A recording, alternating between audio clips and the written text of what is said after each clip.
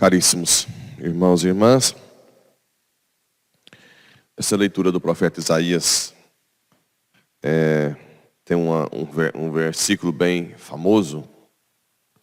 Acaso pode a mulher esquecer-se do filho pequeno, a ponto de não ter pena do fruto do seu ventre?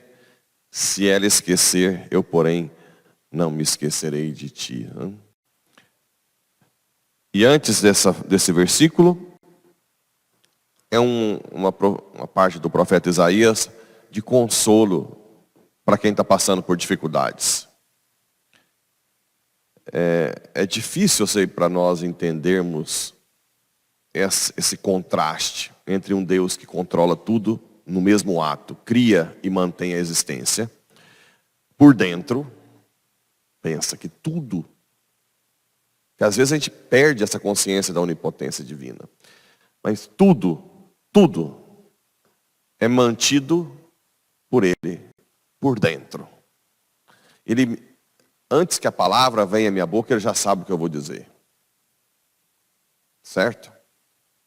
E esse mesmo Deus, além disso, nos ama. É um fato. Não tem sentido um ser perfeito agir em um ser imperfeito, se não for por amor. Porque se Ele é perfeito, Ele não precisa absolutamente nada de nós. Nada. Mas mesmo assim Ele age. Então você pega um ser perfeito, que mantém a existência e nos ama. Como que você vai confrontar isso com tanto sofrimento? Né? Não tem jeito se você não entrar no mistério do sofrimento. Existe um mistério no sofrimento. Muita gente sofre demais. E existe esse mistério que só poucos conseguem entrar. Os grandes santos. Né? Santa Teresa d'Ávila conta que começa a piorar muito quem está na sexta morada. Ela diz que se fosse contar todos os sofrimentos, e aí, da sexta para a sétima, muda o quê? Que na sétima não só aceita, mas quer mais sofrimento, né? Porque parece que quer provar mais. Porque o mistério principal do sofrimento qual é? Prova de amor. Prova de amor. Agora, até nós termos essa plena consciência do mistério do sofrimento numa sétima morada da vida, nós temos que ter o consolo, como essa profecia. Eu atendo teus pedidos com favores, eu te ajudo na obra de salvação, preservei-te para ser elo de aliança entre os povos, para restaurar a terra, para distribuir a herança, para dizer aos presos, saí, né? Aos que estão nas trevas, mostrai-vos, eu te escolhi, meu filho e minha filha, você é meu filho e minha filha predileta. Vocês que são de missa diária, vocês são privilegiados. Privilegiados. No mundo de quase 8 bilhões de pessoas. Vocês não podem simplesmente achar que isso é uma rotina, né? E todos se alimentam pelas estradas, até nas colinas estéreis abastecem, não sentem fome nem sede. Eu estou com vocês, né? Não os castigo o calor nem o sol, porque eu sou o Senhor do calor e do sol. Porque eu sou o protetor, diz ele, toma conta deles e os conduz às fontes de água. Né? Lembra também do Salmo 22, sou o pastor que te leva a caminho, né? Farei de todos os montes uma estrada e os caminhos serão nivelados para ti. Eu estou contigo. Agora, como viver isso nesse mundo sofrido? Simplesmente, sobrenaturalmente. Né? Você não vai ver montes exteriores sendo nivelados na sua frente materialmente. Você vai ver o seu coração sendo nivelado. Você vai ver você vendo o problema diferente, com outros olhos. Você tendo os dons do Espírito Santo para suportar as dificuldades, para ter sabedoria no que decidir, para entender o projeto de Deus, né? Eu já falei que nós temos também a honra de apanhar fácil. Quando eu faço uma besteirinha, eu já fico encolhido, porque já vem lambada. Só que você sabe por que está apanhando, não é bom saber? Hã?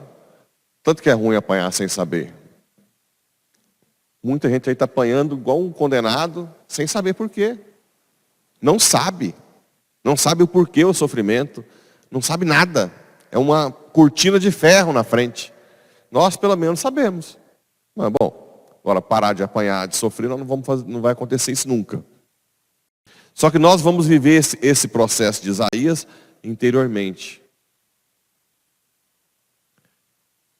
Ontem, não, sempre, quase todo dia estou recebendo testemunhos, né? Também com a procissão das rosas, com a novena das rosas, né? E essa semana eu ouvi um testemunho interessante. De uma pessoa que perdeu o pai e era o último da família. Só tinha uma irmã, morreu a mãe e morreu o pai. Então veio aquele desespero, né? Aquele desespero de se sentir sozinho no mundo. Não, tinha sobrinho, né? E aí, por um momento, teve um contato com Nossa Senhora, com a Rosa, e desapareceu. Totalmente. Todo o desespero. E foi a pessoa que resolveu todo o processo burocrático depois, sem com a força total. Não quer dizer que não chorava, não tem, né? Mas simplesmente com a força. Então existe ali um mistério por trás, né? Por isso que a gente tem que entender um pouco sobre essa questão das crianças que são abusadas, violentadas e torturadas. Que é o que todo mundo usa. Por que seu Deus onipotente não faz nada? Se o seu Deus é bom e pode tudo, por que ele deixa as crianças acontecer isso, né? É a pergunta que todo ateu faz. Eu prefiro imaginar que Deus não exista do que pensar que se existe, porque se existe é um carrasco. Não é assim que dizem? É difícil, eu sei que é difícil explicar, mas existe um mistério. A criança é como se fosse um santo. O santo supera o sofrimento, só que um santo natural. Ou seja, Deus está ali com ela, naquele momento.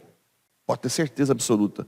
E para dar todos os dons e fortaleza, todas as virtudes, e aí depois ainda vai dar a vida eterna. Só a vida eterna já compensaria a injustiça desse mundo. Só a vida eterna. Porque o eterno, diante de um intervalo de tempo, o intervalo de tempo se torna desprezível. Ok? E nós temos aí também o Evangelho, esse Evangelho de São João, que ele faz essa ligação de sempre entre o filho e o pai, né? Ele faz questão, o pai é aquele que dá tudo, que se doa ao filho. O pai é aquele que faz com que o filho venha, e ele dá todo o poder de julgamento. E meu pai trabalha sempre, porque também também eu trabalho. Isso já viola o sábado, né? Aqui é para dizer que Deus é puro ato, pura atividade. Não existe preguiça no céu, né? Todo mundo arge. Não existe alma que dorme. A gente tem uns irmãozinhos que pensam que a alma dorme. A alma é ato do corpo. Ato do corpo é a alma. Quando alguém está dormindo, o ato, a pessoa está viva, porque a alma está nela. É o puro ato, é o ato do corpo, né? Dizia Aristóteles. O pai ama o filho e mostra tudo o que faz, né? Então esse joguete entre o pai e o filho, um que na eternidade gerou o filho, fonte e origem, como dizia Santo Agostinho, e esse filho que se redoa ao pai, que prova esse amor também na terra. De fato, o pai não julga ninguém, mas ele deu o filho com o poder de julgar, para que todos honrem o filho. O pai, com a sua perfeição, Ele é mais perfeito quando doa a sua perfeição. Primeiro ao Filho, na eternidade, e depois à criação. É mais perfeito quem quer partilhar seus dons do que quem quer reter para ele, não? Sim? Então Deus partilha. Então, vejam bem, honrar o Filho, que foi a maior doação do Pai, é honrar o Pai. Honrar os santos no mundo é honrar o Pai. Entende ou não? Assim como elogiar a Michele é alegrar a mãe? Ou não? Que sentido a mãe vai ficar com ciúme se alguém elogia a filha? Que coisa mais louca. Só se você pensar assim, que alguém está com a mente obscurecida. Se eu honro São Luís Gonzaga, São Paulo VI, quem que eu estou honrando, meu Deus? O próprio Deus que fez o santo. Que foi quem agiu no santo com o Espírito Santo. Não existe competição naqueles que, né? Então, quanto mais... Por isso que Jesus fala, o Pai quer que seja honrado o Filho. Cadê? Para que todos honrem o Filho, assim como honra o Pai. Não existe disputa. Em verdade, quem ouve a minha palavra e crê naquele que me enviou, possui a vida eterna. Não será condenado, pois já passou da morte para a vida. Quem crê em Cristo já está vivendo a vida eterna agora. São Papa Bento dizia que a Eucaristia é a antecipação do céu. Quando você comunga, por isso que a gente tem que tomar cuidado para comungar com todo o amor, carinho e fazer uma ação de graças bem feita, como dizia. Porque já é eternidade. Já é a própria antecipação do céu. Assim como o Pai possui a vida em si, possuir a vida em si, nós não temos vida em nós mesmos. Por isso que a gente não pode matar um inocente, muito menos no ventre da mãe. Quem possui a vida em si é Deus. No dia da pesquisa da Jovem Pan, aquela deputada Cristonieto disse, se um dia for permitido matar uma criança inocente no ventre, acabou o Brasil. Já se pode perder tudo, porque a criança que tem menos condição de se defender, ser matada simplesmente por uma permissão de lei. Aí acabou. Cai toda a base moral do país, né? Só ele tem a vida em si. Isso também serve para os tiraninhos de hoje, né? Está cheio de tiraninhos usando o judiciário, usando poderes tão executivo e legislativo para perseguir, para ser injusto. Ah, tiranos. Além disso, deu o poder de julgar, pois ele é o Filho do homem. Não fiqueis admirados com isso, porque vai chegar a hora em que todos sairão dos túmulos, a ressurreição da carne. Tanto os que vão para o céu, quanto os que vão para o inferno, tá? Ou seja, as almas que estão no inferno não saem de lá do juízo particular, mas elas temem, porque quando sair é para juntar com o corpo. O sofrimento vai aumentar. Ok? Aquele corpo glorioso é para os santos. O corpo do que vai para o inferno é o oposto daquilo. E vai aumentar o sofrimento. Imagina, para sempre. A gente brinca com tanta coisa, esquece que o inferno existe. E não é porque Deus é mau. É porque Deus leva a sério a sua decisão.